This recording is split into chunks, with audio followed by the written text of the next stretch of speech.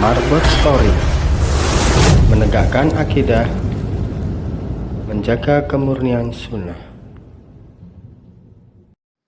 Bismillah. Assalamualaikum warahmatullahi wabarakatuh. Innal hamdalillah nahmaduhu wa nasta'inuhu wa nastaghfiruh wa na'udzu billahi min shururi anfusina wa sayyiati a'malina. Man yahdihillahu fala mudilla lahu wa may yudlil fala hadiya lahu. Asyhadu an la ilaha illallah wa asyhadu anna Muhammadan abduhu wa rasuluh. La nabiyya wa rasuluhu ba'da, amma ba'du. Qala Allah ta'ala fil kitabil karim bada a'udzu billahi minasyaitonir rajim. Bismillahirrahmanirrahim. Ya ayyuhalladzina amanu taqullaha haqqa tuqatih wa la tamutunna illa wa antum muslimun. Wa qala Rasulullah sallallahu alaihi wasallam, ittaqillaha haitsu ma kunta wa atbi'i sayyi'ata hasanata tamhuha wa khaliqin nasa bi khuluqin hasanin. Rabbi shrah li sadri wa yassir li amri wahlul 'uqdatam min lisani yafqahu qawli, amma ba'du. Jemaah rahimahullah, bersyukur kepada Allah Subhanahu wa taala yang telah melimpahkan rahmatnya, hidayahnya serta taufiknya, dan juga yang telah melimpahkan segala nikmatnya sehingga kita masih bisa berkumpul di masjid untuk melaksanakan salat Isya dan juga salat tarawih.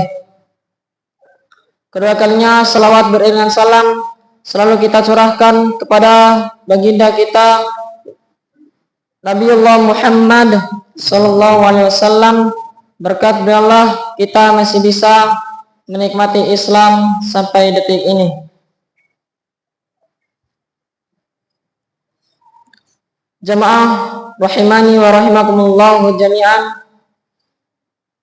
Sini saya akan mengambil surah Al-Mulk ayat 2. Allah Subhanahu wa taala berfirman, a'udzu billahi minasyaitonir rajim. Alladzi khalaqal mauta wal hayata liyabluwakum ayyukum ahsanu amala wa huwal azizul ghafur.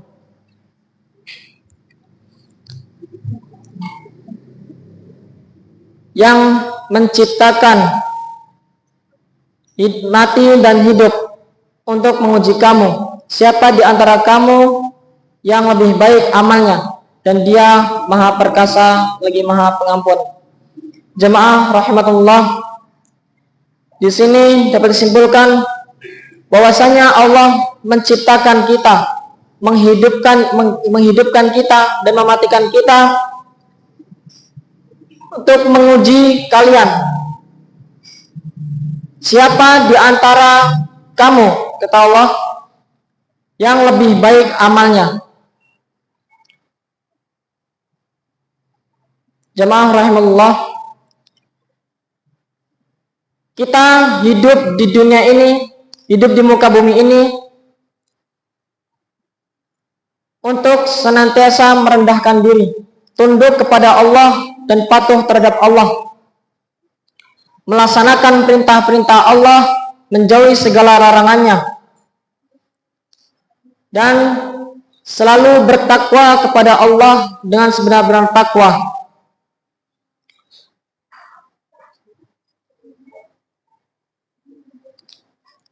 Jadi kita hidup di dunia ini jangan sampai kita sombong dan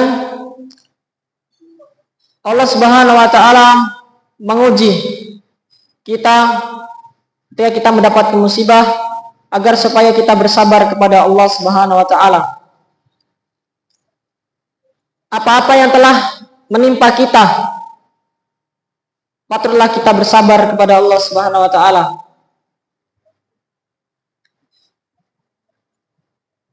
Siapa di antara kamu yang paling baik amalnya? Jadi Allah Subhanahu wa taala menciptakan kita hidup dan mati untuk menguji kita, siapa yang paling baik amalnya.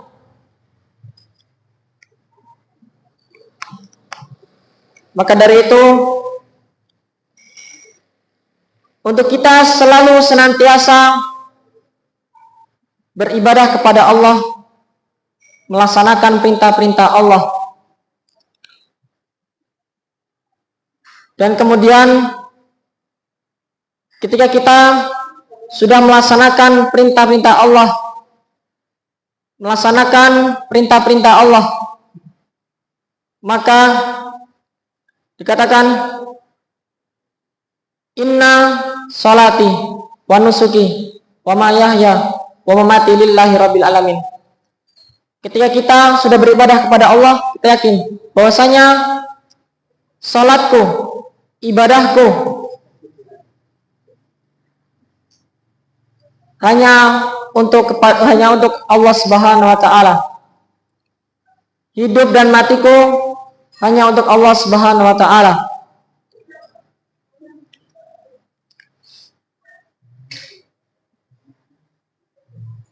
Dan Dia Maha Perkasa lagi Maha Pengampun. Jadi Allah lah yang punya zat agung, yang Maha Pengampun. Ketika kita sudah melaksanakan amalan-amalan ibadah, amalan-amalan soleh, maka dari itu kita selaku umat Islam, selaku manusia, maka khata' wa nisyan. Jadi kita itu tepatnya salah dan lupa. Ketika kita telah melakukan perbuatan dosa, maka kita patutlah untuk memohon ampun kepada Allah Subhanahu wa taala.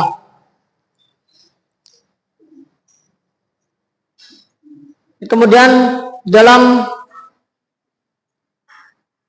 hadis qudsi Allah Subhanahu wa taala mengatakan ahabbul a'mal ilallah adwamuha wa in qala.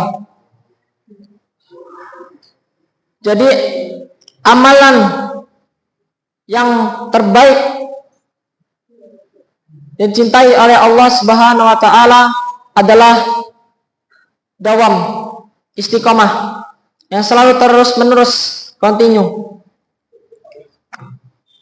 Jadi di sisi lain kita melaksanakan perintah-perintah Allah, beribadah kepada Allah, ada amalan yang paling dicintai oleh Allah Subhanahu wa taala, yaitu amalan yang dilakukan secara istiqomah, yang terus-menerus.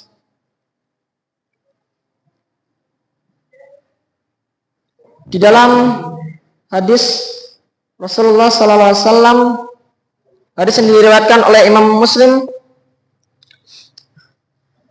Rasulullah SAW pernah bersabda terkait amalan-amalan soleh, amalan baik. Kemudian dalam hadis ini ada amalan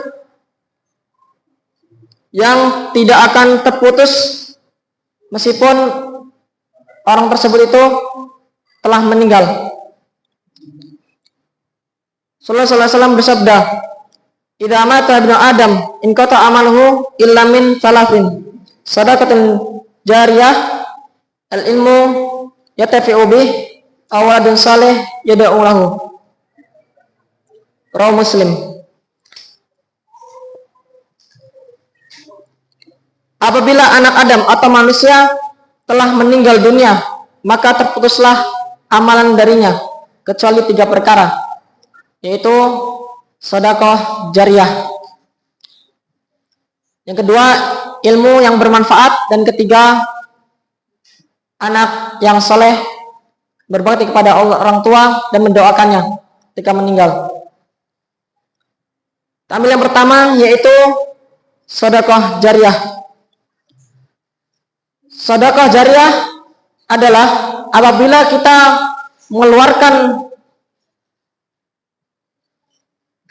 sedekah tersebut, itu masih bisa dipergunakan untuk umat khususnya. Jamaah rahimatullah,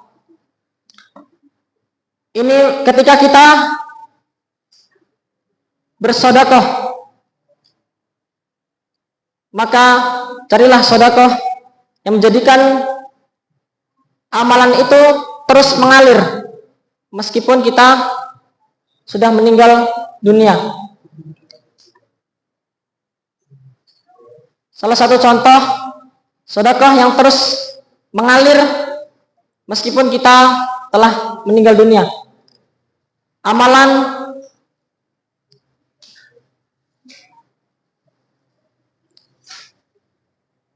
yang kita lakukan itu bisa menjadikan kita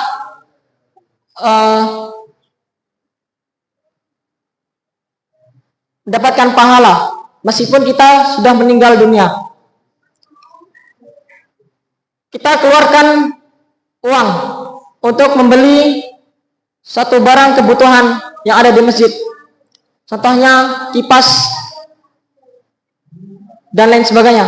Kita keluarkan uang atau kita keluarkan harta kita untuk kepentingan umat, untuk kepentingan bersama. Salah satu contohnya untuk kepentingan masjid.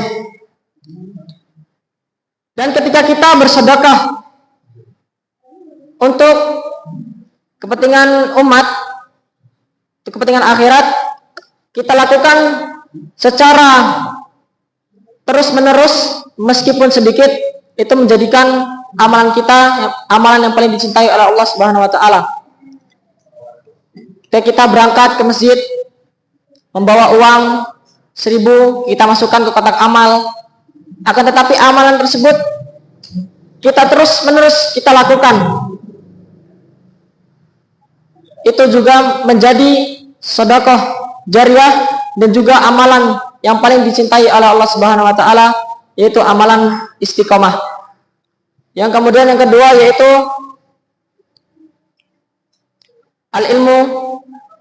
ilmu yatafi'u bih. Itu ilmu yang bermanfaat. Ketika kita sudah mempelajari ilmu yang kita dapat, maka sepatutlah kita amalkan. Ketika ilmu yang kita dapat kemudian kita amalkan, kemudian orang mendengar, kemudian mengamalkannya lagi, terus sampai kita, walaupun kita masuk di dalam kubur sudah meninggal, amalan tersebut masih tetap mengalir. Ilmu itu bukan yang kita hafal, akan tetapi ilmu itu yang masuk kepada diri kita, yang sudah mendalam dalam diri kita, masuk ke dalam hati, kemudian yang kita amalkan, baik untuk diri kita sendiri maupun untuk orang lain. Kemudian yang ketiga yaitu anak soleh yang mendoakan kedua orang tuanya, baik ketika masih hidup maupun sudah meninggal. Jadi ketika kita masih mempunyai kedua orang tua, patutlah kita berbakti kepadanya, mendoakan keduanya selagi kita masih bertemu dengan kedua orang tua kita, selagi kita masih punyai kedua orang tua kita masih hidup di dunia. Dan ketika kita telah menemukan orang tua kita sudah tidak ada atau orang tua kita sudah meninggal, maka patutlah kita berdoa kepadanya. Anak yang soleh itu yang mampu mendoakan kedua orang tuanya ketika dia meninggal dunia. Itu merupakan suatu amalan yang tidak akan terputus meskipun kita sudah meninggal dunia. Mungkin hanya itu yang bisa saya sampaikan. Kita terbanyak dapat banyak kesalahan, mohon maaf, dan kepada Allah saya mohon ampun. Akhiru kalam, ihdinas siratal mustaqim, fastabiqul khairat. Wassalamualaikum warahmatullahi wabarakatuh.